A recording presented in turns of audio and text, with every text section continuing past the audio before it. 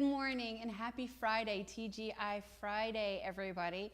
I am here with my dear friend, Michele Rhode. She is the host of her own show here on Southbridge Street Live, Design a Life You Love. And we're going to be talking to her today about revamping her show, which is going to be absolutely amazing. I can't wait. So I'm ready for your tagline, FRI YAY. There you go. I was kind of feeling like, do I even say TGI Friday? Or do I just keep it down on the down low? Good morning, it's Friday. But before we get started, I do want to thank AlloSoft for generously supporting positive programming in Victoria. AlloSoft is the designers of On Data Suite, which is innovative software for Texas School District. I don't know if you guys are aware, but your support in our community makes positive programming like Southbridge Street Life possible, and we are very grateful for that. So thank you, AlloSoft, and our generous donors. So good morning. Good morning. Happy Friday. How are you? How are you? Doing good. I love Good. Fridays, obviously. Yes, you do. So, Yeah. so we're going to be talking about you are relaunching or kind of revamping your show because you've had this whole thing going on in the last few months called Life. Right. So, Yes. tell us a little bit about now. Are you airing today? This for your first episode? I know this is Yeah. today at noon. So you're going to be live twice today. Isn't that Ooh, fun? cool. Woo. You're not nervous? No. I'm happy to get back to it. Yeah, we are too. We're happy to have you back. So kind of tell us a little bit about what we can look forward to on, the revamping of Design a Life You Love. Yeah, so I'm excited about this new lovely studio you have. Thank you. And yeah, the support that you have. Oh my goodness. Thank you. Like, It was just- time. People Yeah. were ready for positive, Yeah. positive content. Yeah, I'm so excited for you and Thank proud you. of you that you saw your vision Oh, through. thank you. Thank you. Yeah, that's what it takes. To be successful is just keep pushing through no matter what, with that vision in front of you. And Well, yeah. we're good partners in that Yeah. because you happen to be one of my mentors. Oh my gosh. So, thank you. so it really means a lot for me to have your compliment, but more so that you believe enough in Southbridge yeah. to spend and dedicate time, to educating, our community. Yeah, and that's exactly kind of what the purpose of my show is going to be, like so many of the other shows you have. The foundation of it is just what the title says. It's Design a Life You Love. So how do we do that? Well, a lot of people, one of their desires is to be out of debt, to have more money in bank accounts, and to reach more of their goals. Well, that's kind of the ends to the means. Right. So like you've got to back up several steps and figure out what's in your head and what's stopping you and get your mind right. So the show will do a couple things. It'll have tips and strategies for designing a life that really feels good, that doesn't feel overwhelming. How do you get through the hard stuff? Because life happens, right? Right. And then practical tips for once you are ready to invest. My goodness, like that's a whole nother language. So I'll be teaching you about that. Stocks, bonds, the stock market. How does it work? What should you do? What shouldn't you do? So it'll be mindset coaching plus real financial investment tips. Right. Yeah.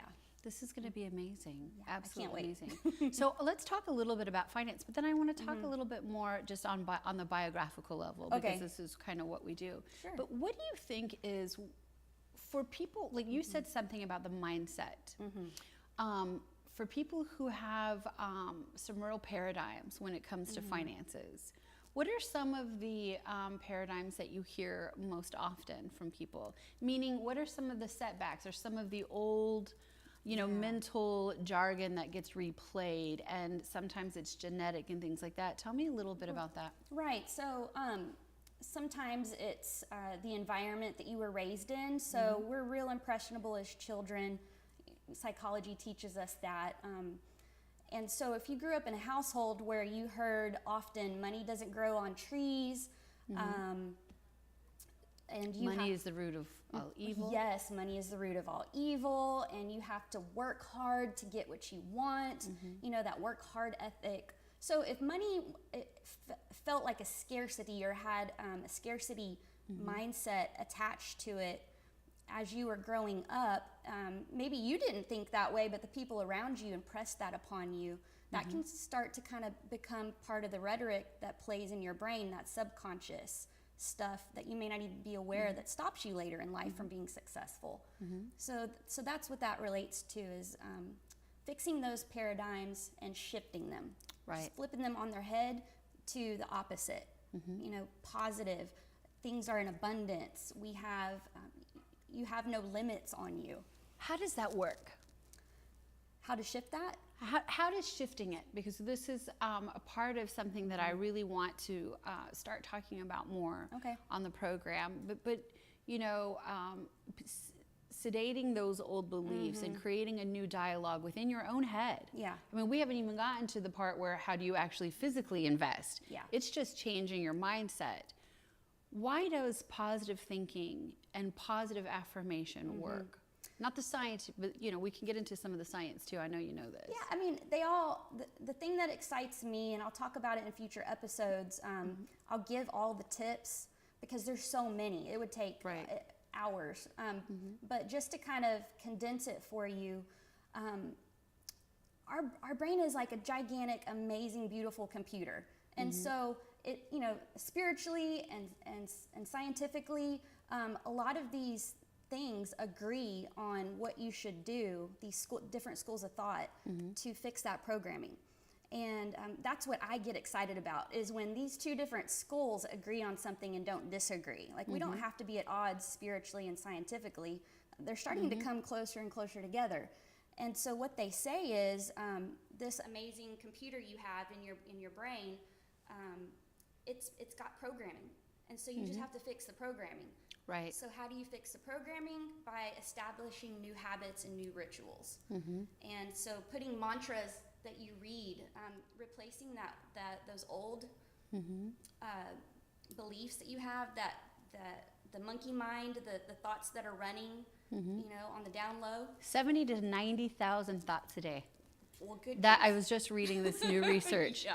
70 to 90,000, and yet most of us spend 90% of our day just going through the motion and the ritual. Yeah, and so like social media is like a really good example of that too. So like you're scrolling, you're reading, you're even having other people's thoughts come in. So you have to be aware of what you're inputting into yourself. So if you can influence that a little bit by putting up positive mantras all around you, your dashboard, your mirror, having a vision board. I was just fixing to ask you that. That's so crazy. I was just fixing to say, are you going to do some vision boards on Design a Life You Love? Yes, so I'll reintroduce that That's concept. Powerful stuff, you guys. Yeah. So I'm so excited. Yeah, Super excited. absolutely. So what are some of the struggles that that people have with finances outside of their paradigms? So women especially, I'm in tune with the struggles they have because I am a woman, and men too, but women, just statistically, you can't deny the math, are more caregivers. So for their children, and then we live longer than men, so then we end up being caregivers for our spouses, and then sometimes our parents and other loved ones. Men too, though. I know there's plenty of wonderful men doing those roles. But with that said, they are in the role of caregiving, just taking care of family, working, holding up all those responsibilities, and then a crisis happens, and then they're put into a new role that they may not have been in before, managing finances. And so I've seen people struggle with that.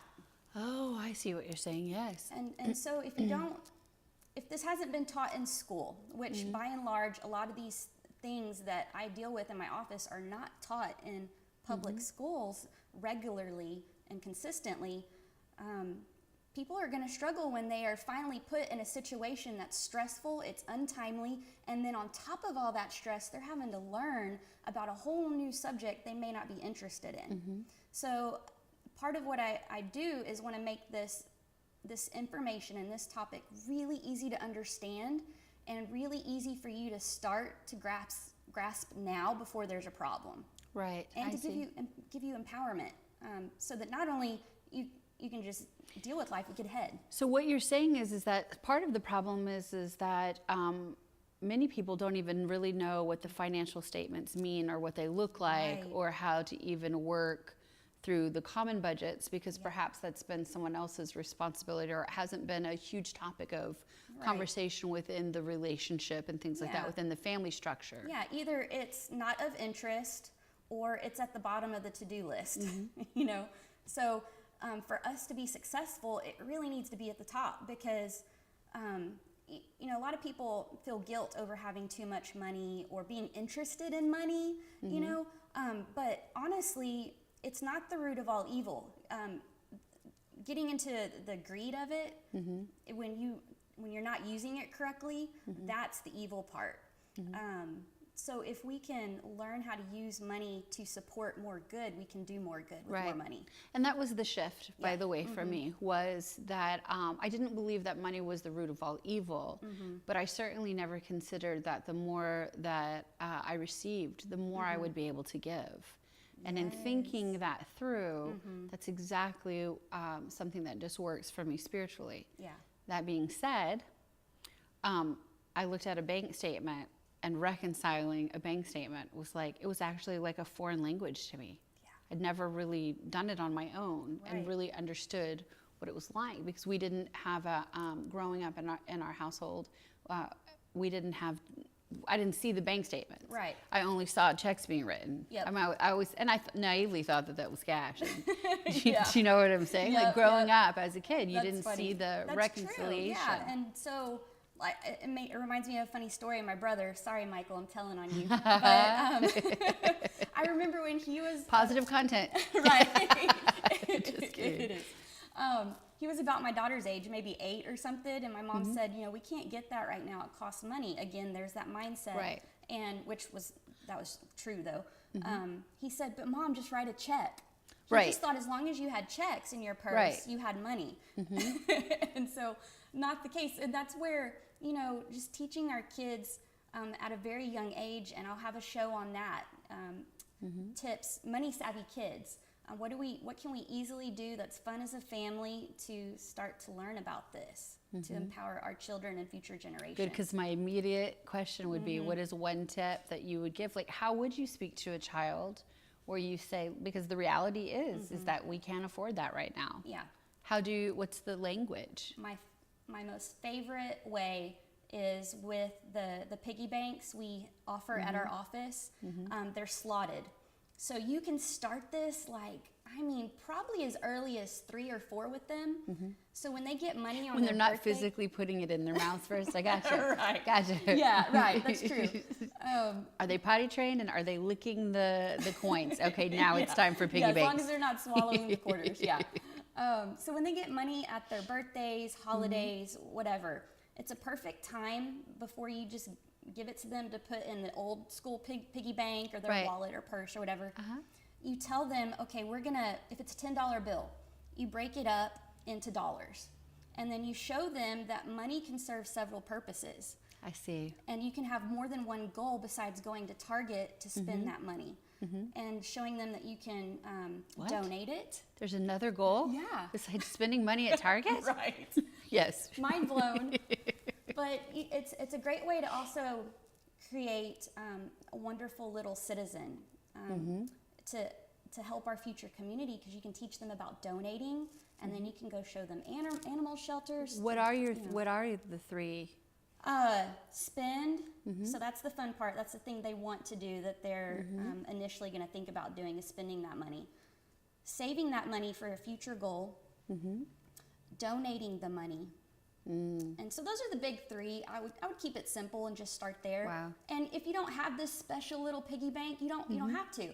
Just get 3 mason jars and have them label it and put stickers on it. Cool. It's fun. And so the dialogue then would be, what do you have in your piggy bank?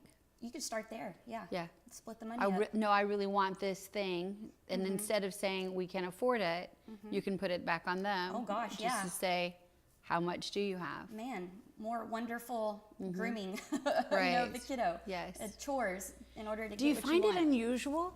Are we in an unusual time in society where we're more naive about money. Now I know that millennials, I've read some statistics that say they're more giving of their money, but they don't have the finational necessarily to take care of themselves. Right, first. Exactly. Yeah. You know, those kind of things. Do you see that generationally? Thank you. Shifting. I do, and it's wonderful though. I mean, we all bring different flavors, and that's what makes us work well and come up with new ideas and move forward. Right. So as long as we can all figure out how to work together, and for the millennials and the younger generations to listen to the wise advice of people who have been through recessions, and especially like in different areas, like our area is maybe more oil field dependent. Right, exactly, considering the area. Yeah, ranching and farming. So there's cycles. So being aware that, you need to save for a rainy day.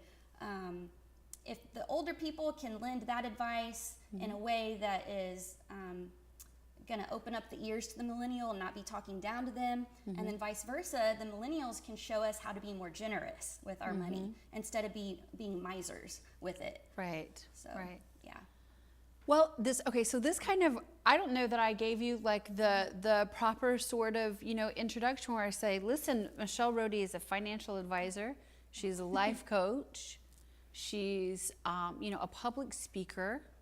You're a super mom. I mean, you're embodying all of these things, your favorite. And so can we talk about that for just a minute? When we say what's going on in life? Yeah. Because one of the things that you and I had talked about before we started airing, which is that there's a little bit of a persona when you are hosting a show, that everything is awesome all of the time. Right. And in some ways, because we live in that vibe, that spirit, and that energy, that happens for us quite often. But when you say like in life, how as a mom are you managing work and life coaching and public speaking and mom and work and... Yeah, great question that I think anybody can relate to when you have more than one responsibility. Life comes in seasons. Life will keep coming at us. If we've got the proper mindset, tools, and schedule in place, it'll work well until something, it can, something you're not expecting, like tragedy happens or crises. And sometimes even that wonderful mindset programming, your wonderful schedule, the support you have around you will get you through one. But if you maybe have more than one happen at one time, I mean, my goodness, it's just, we're human, we're not perfect. So I think it's being aware that, sometimes it's okay to fall, sometimes it's okay to take a break. Right. And I know that's what happened with me, and why I kind of stopped my show is I had to look at the most important things in my life. And number one was you have to take care of yourself. So I'd say myself, my family, my kids. Right. So they're the health of that unit. Sure. And you were working through something personal with your... Some people in my life are going through medical issues, and for those people, obviously they're going through the worst of it, but for the people around someone suffering, there's also burdens. There's emotional, physical, financial. So just the weight of that happening, there were so many things in my personal and business life happening at the same time. And it wasn't so much those things that were so terrible. It was just that there was a lot building up to that point. It was like the straw that broke the camel's back. So I had to look at my life and say, what are my priorities? And family, my clients, our bread and butter also. And then that was just kind of bare bones for a while. For a little while. I had to turn everything else off. And this is the second time in my life I've had to do this. Oh, is it really? Yeah. The first time is when our youngest daughter, she has special needs, and it's when we found out this was going to be the case for her in our life. She suffered a grand mal seizure, and we almost lost her that night. But that was the first time I had to shut everything else down, just take care of her and keep my business going. Right. And so, but I'd say within that, a ton of prayer in those low points sustained me. And at one point I was like, I need, my desire is to get back to all this, but I can't. Right. So I was done trying to control the situation. And what I did for me personally is based on a book I read Consoling the Heart of Jesus. And in that book, so timely, of course. I think it's no coincidence I was reading this book at that time. It said to place your concerns, your trouble, whatever it is, on the altar. Give it to Jesus. And that's what I did one morning. And that very same morning, also, I think it's no coincidence, the answer to my struggles was given to me on my way into town as I was driving, which was to get my blood work done again, which I had not done since that first time I had that struggle. Same situation with our special needs daughter. So biologically, you're recognizing and saying that sometimes we might be at a point where we're just, and it might just be in the blood. It might be things that are. And I wasn't thinking that way at the time. I was. Michelle, that is fascinating. Yeah, my mindset at the time was, because it came on so slow, I thought this is who I am.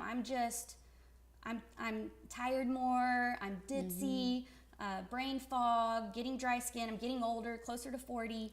I just thought this is who I am. I'm becoming closer to 40. Yeah, I'm sorry. Yeah, but I was reminded that morning, get your blood work done. This could be biological, because those stressful events, for me, both times, they blew my adrenal glands. Right. And then from there, everything tumbled. Female issues, then I became anemic. And then through the blood work, I found out I was anemic, low vitamin D, and had no testosterone, which is still really important for women. Right. It was actually negative for me. And so got on all my supplements. Thank you, Ginger Carver. Y'all go see her if you haven't. Huge shout out. And I'm feeling amazing now. Like what had happened was, this is mind blowing to me, because I was in that phase for so long that I forgot who I used to be. Right. And it feels so wonderful, because I'm back to who I was now. Right. And I'm just so thankful to God, to my support system around me. There's so many people. To you for waiting patiently. No, that's all right. You have to. We always say life happens. Life happened. That's happened. And I have to say too, I mean, the thing is that you're like a complete host in this way for Design a Life You Love, specifically because it's not just everything is awesome all the time. Right. And I'll totally speak to that for people who are in that dark spot. I want to pull people up and out. I think that's amazing. I'm really, really, really excited. So you really actually just have a few minutes before you go live again. Woo! You're live all day. It's live all day Friday. So, well, I'm very much so excited that you are back and that you're relaunching Design a Life You Love, and I'll be here every day, tuning in on the Fridays. Now you're gonna go live. Yes. Every Friday. Every other Friday. Every other Friday. Yeah. So no, you're going live. You're going live every week, Friday. Every Friday. Okay, I'm sorry. Yeah, every Friday. She's the boss. I'm getting back in the groove. We're doing things, so you're going to be here doing a presentation of some sort every Friday. I understand where you're going with that. Yes. Okay. Sorry. Well, this will be awesome. This will be super, super exciting, and we are pumped. We're hyped. Thank you. And again, for managing all of that, what a blessing you are to the people that you will be mentoring to in your program, because you definitely have a lot. And still willing to give of your time. So I do thank you for that. That's my heart's desire. So there you go. Thank you. Sure, thank y'all. And I just wanted to again thank AlloSoft, designers of On Data Suite, for generously supporting positive programming in Victoria, such as South Bridge Street Live. Thank you guys so much for watching.